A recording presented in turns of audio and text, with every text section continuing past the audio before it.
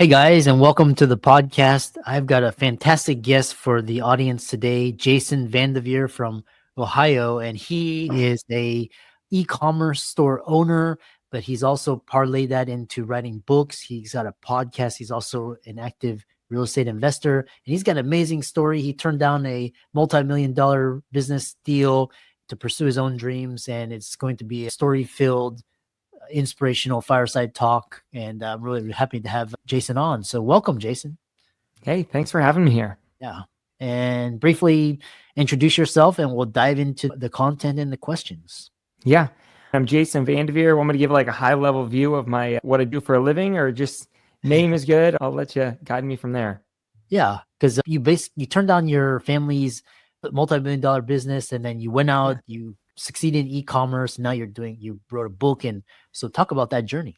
Yeah, growing up, I worked for my family. My dad is a car dealer in Akron, Ohio. So if you ever come here, you'll see my last name, VanDevere, all over. VanDevere Chevy, VanDevere Cadillac, VanDevere Kia. They got 5 dealerships. So I was supposed to be part of the 4th generation to own and manage these portfolio of dealerships. And the program my dad had me on was I had to work in every department until I could learn the whole business, and then I could one day take over family dealership. But somewhere on that journey, I realized it wasn't what I wanted to do with my life. And even though literally everyone told me it was a crazy idea, I decided to turn down the opportunity of the family business, leave with basically nothing. And I pursued a dream of mine, which was to design a planner and start selling it online called Goal Crazy. So I started selling these planners, and then people started reaching out. They wanted more. So I started hosting workshops, which turned into courses and coaching programs. Most recently, my book, Dream Driven. And then somewhere along the side, I started buying rental properties. So that's kind of like my highlight reel for my career. I would say, just like most entrepreneurs, though, I'm figuring it out as I go and having a lot of fun. And there's a lot to unpack there. A lot of our audience are doctors, lawyers, and dentists. A lot of them, their parents immigrated here, pursued the American dream, and basically told their kids, "You're going to be a doctor, lawyer, dentist." And so, how do you reckon? And then also people that are helicopter parents. And how do you go against the grain? Because you're basically stepping into a fortune, but you decided to do stuff on your own. Yeah, I think the big thing is, I took time to clarify what I really wanted to do with my life. In a strange way, seeing my dad at the car business gave me confidence to leave. My dad, he loves the car dealership. If you show up at one of them, you'll know if he's there because you'll just hear him. He's loud. He's excited. He just loves it. And seeing him in the business like that, I knew that's what I wanted. I wanted a business that lit a fire inside of me. And as I worked there, I realized I wasn't going to get it there. So I would say I started doing the soul searching of, what do I actually want to do? What would I love to do with my life? And I think once you can answer that question, it's a lot easier to turn things down or to cut ties because you're pursuing a dream of yours. Interesting.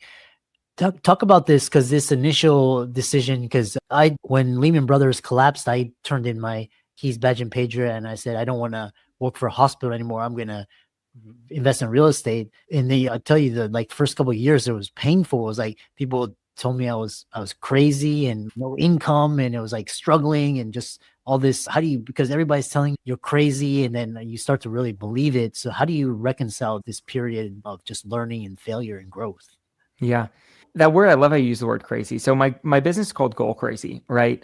And one of the reasons for that is when I first left the dealership, I spent over 6 months just interviewing successful entrepreneurs. And I wanted to figure out how they set their goals, how they track their goals. And that's what I based the design for my planner off of. But when I kept meeting with these people, that quality of crazy just kept coming up. After I would meet with somebody, I'd be explaining them to my friend or my girlfriend at the time. And I'd be like, this guy was crazy. He did this thing. And eventually it helped me realize that's what I want to help people do, is I want to help people have the confidence to pursue their crazy goals. I want them to go after what they really want. So I would say I wouldn't shy away from what's crazy. I would just lean into it. Now, I think when I'm talking with entrepreneurs, it's kind of got to be a long answer to a question, but hopefully it gives people some guidance. I feel like there's 2 different approaches to entrepreneurship. One approach is what most people do is when they're trying to find a business idea, they do the easy money approach, where for that approach, they think, all right, what business would be the easiest to start that would earn me the most amount of money? and they go scouring the market for this. The problem with that is, just like what you went through, starting a business is hard, right? And if there's no passion behind the business, if either the easy component or the money component disappear, which is likely to happen, then you're just going to quit, because easy money was the foundation of the business. So a much better approach is what I call the dream-driven approach, where the entrepreneur scours their heart to figure out, what do you actually want to do with your life? What would light a fire inside of you?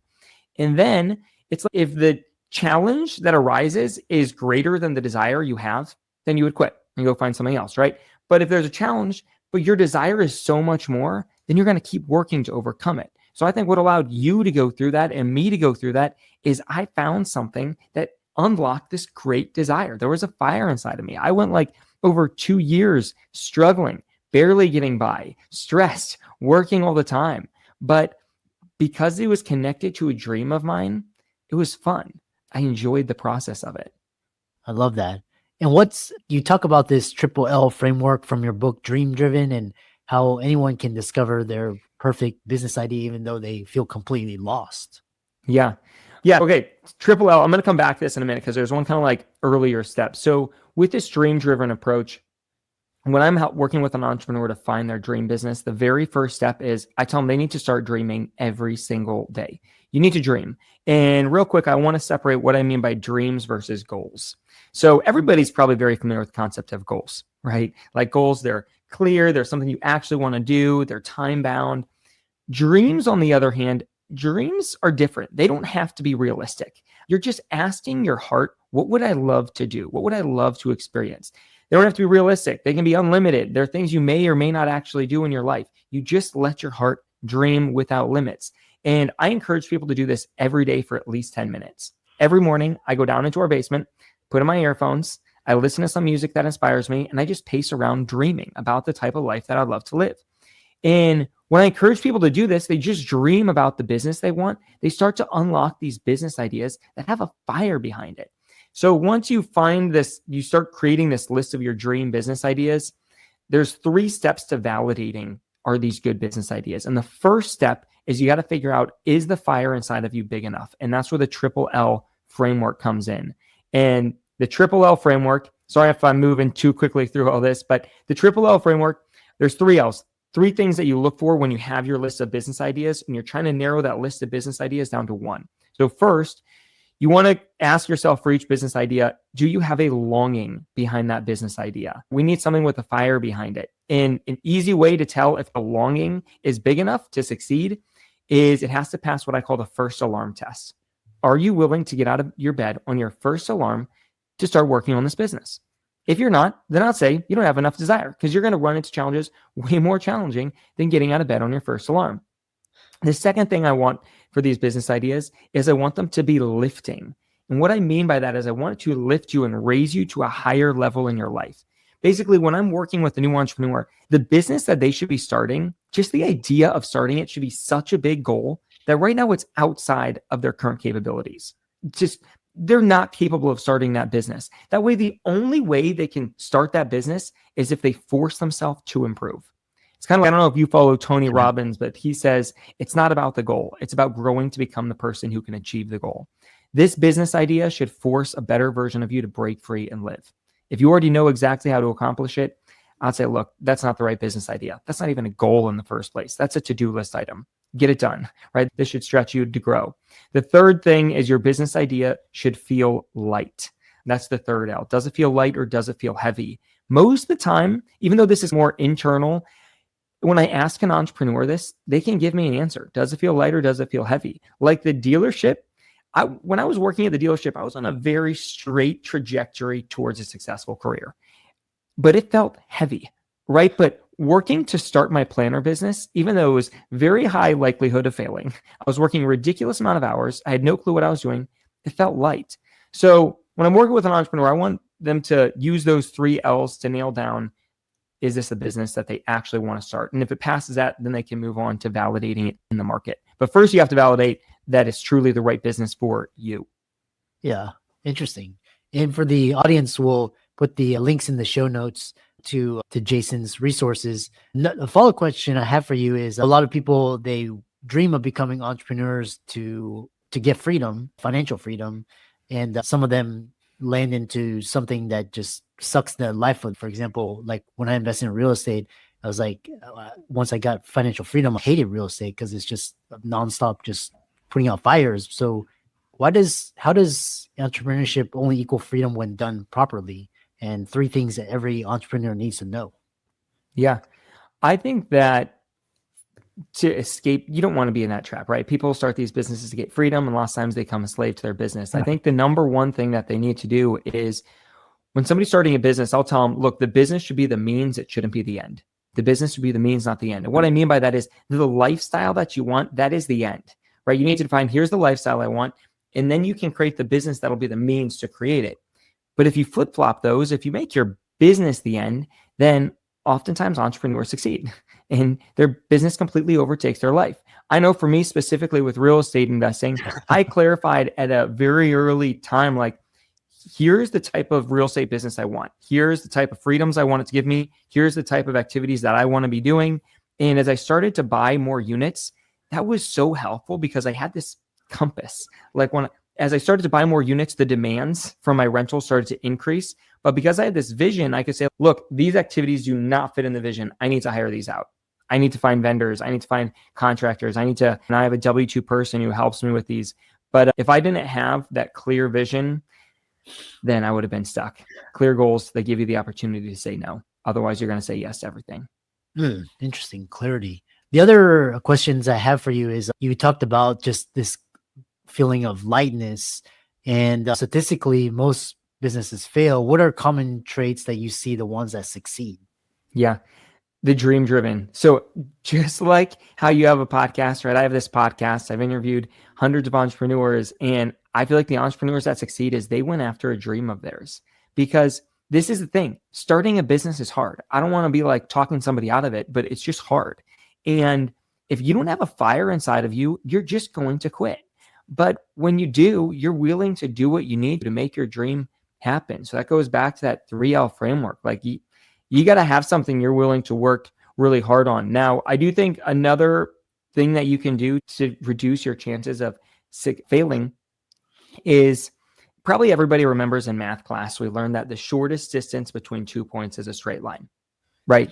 So whenever I want to grow a business or start a business, the first thing I do is I work to go find someone who's already started a business like that. And then I ask them how they did it. Boom. There's my straight line, right? So I would make it a mission. If you're starting a business and you're struggling, you're trying to get to the next level, you're just starting out, wherever you're at, you need to find somebody who is running a business like the one you want and ask them how they're doing it. And following proven strategies from them is going to save you the trouble of failing on all the other strategies. Yeah. So, you talk about the importance of mentorship. How do you find them, and how do you get them to help you for free?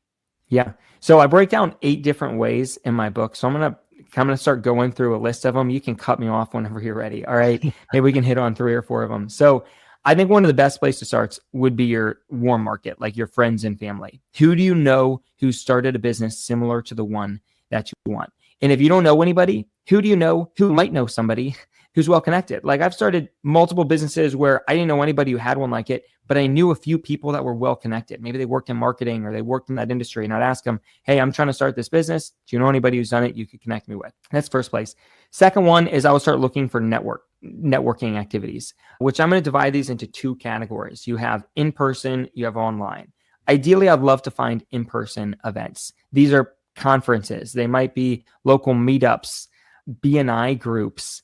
But even for really niche subjects, normally there's conferences. Like, there are conferences for people who like to write in planners, like super niche market. So you can find these people. And the great thing is I've gone to a bunch of conferences. One, you learn from the speakers, but probably what's even more helpful for me is I get to meet the other people and I learn way more from them. Another way, you can do this online too. Probably there's going to be forums or Facebook groups where these type of business owners all are gathered. For example, a few years ago, there was a mobile home park available for sale in our area. And I was thinking of buying it as an investment. And now I know nothing about mobile home parks. So one, I reached out to friends and family that I thought might know it. They connected or might know mobile home park owners. I got connected. I found these Facebook groups and forums where mobile home park owners were. And easiest way for me to get free mentors from there is I'll normally post a question in there that'd be really easy for an expert to answer, but would take me a long time. Like the mobile home park I was looking at, it had a wastewater treatment plant. And I had this specific question about a wastewater treatment plant. Handful of people responded to it, and everybody who responded, I sent them a private message and said, hey, thanks so much for your help. Any chance you'd be willing to hop on a quick 10 to 15 minute call with me? I'm clueless. I just need some guidance. And I had a handful of people connect with me there. Another way is I've cold called businesses. Going back to that mobile home park that was available for sale, I knew nothing, but there's dozens of other mobile home parks in our area. So I just started picking up the phone and cold calling other mobile home park owners and told them, look, I'm looking to buy the mobile home park down the street from you. I'm clueless. Can you give me any guidance? And many of them told me no, politely or not politely, but I found 2 or 3 of them that were so helpful. They were telling me what to look for. They were telling me, hey, I know the guy who services that place. Here's his cell number. He'll walk the property with you. I'm going to give one more and then you can cut me off here. I think another incredible avenue is looking for businesses for sale, similar to the one that you want to start.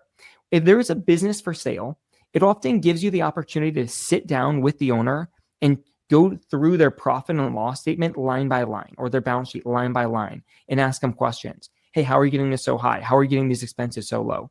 Now, if I was looking for a business for sale, I would want to be upfront with the owner. I don't want to completely waste somebody's time, but I would tell them, look, hey, right now I'm thinking of getting into this business. I'm trying to decide, do I want to buy one that already exists, or do I want to start one from scratch? Looks like buying one like yours could shortcut the process. And you might find that you find the perfect business and you just buy it and it shortcuts a few steps, or you'll learn from them. And not that I want you to go steal their trade secrets, but you can learn things after talking to a few of these people on how to do this successfully for yourself. So hopefully there's some good ideas people can resonate with. I've got 8 of them in my book. Yeah. So the other dilemma a lot of entrepreneurs face is, for example, they take the leap and they're working 60 hours per week, but then you talk about creating a business that takes 30 hours or less per week to run. So what's better? Like a lot of startup founders, they listen to this podcast and they burn out. 2 hours of sleep, caffeinated, and then they're trying to get that VC check. How do you reconcile these two differences? Yeah, I think it comes back to that, the means versus the end. It's what do you want this business to look like?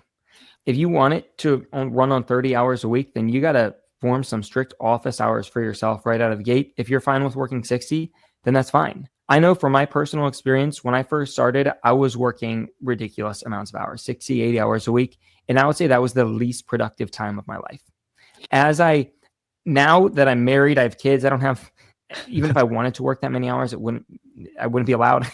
But I would say, like, my wife, my kids, they have made me way more successful, because now it's not an option for me to stay up late working on my computer. Here's my set hours that I'm allowed to work, and I have to learn to be extremely productive with them. And if I didn't have a wife and kids, I probably would have been just not goofing off, but distracted with all these things. I don't know. I think maybe what the business requires is 60 hours a week. And if that's what you want, that's great. But otherwise, you need to be honest with yourself. If you only want to be working 30 hours a week, set those boundaries in place. It's going to force you to be more productive. It's going to help you realize when you got to hire things out, because if you start escaping that 30 hours, something's got to change. Wow. Very insightful. A question from the audience is, how can you get your first customers even if you don't have an audience or following? Yeah, obviously it'd be great if you had a giant following, right? If you had this large audience of your customers waiting for you. But the great thing is, there are influencers out there who have already gathered your target customers together. And through influencer marketing, you can tap into them for free for them. So an example of this, like when I was launching my planner business, and I'll give steps on how to do this, but when I was launching my planner business, I didn't have an audience, right? But if I went on YouTube, I found that there were these influencers or podcast hosts that they had already gathered an audience of people who were interested in planners, who were interested in time management, interested in entrepreneurship. For me, with that business, I just started sending them my planners for free. I didn't even ask them to leave me a video review, but many of them did. They would leave me video reviews. They would invite me to come talk on their podcast, their show. Now, like with my book, I do have a little bit of an audience, which is great, but just like what I'm doing here with this podcast, is I'm looking for influencers who have already built an audience of my ideal target customers, and I want to come here and serve them, and it turns into a win, right? It should be a win for the audience. They learn something interesting. If you have a great guest, it makes the host look better, and it can be a win for me since I get to market to them for free. How can people connect with you on your socials, check out your book, and check out your planner and learn from you? Yeah. So my website is goalcrazy.com. My book is called Dream Driven. If you go on Amazon, you'll find it there. But I do have put together if somebody's trying to find that perfect business idea, one that lights a fire inside of them, I have a free course they can get at goalcrazy.com/idea. It'll walk you through some exercises to help you find the business that'll light the fire inside of you to make this all possible. Awesome. I really enjoyed your talk and so many threads and themes and around your journey, and keep up the great work. Thanks so much. Thanks for having me.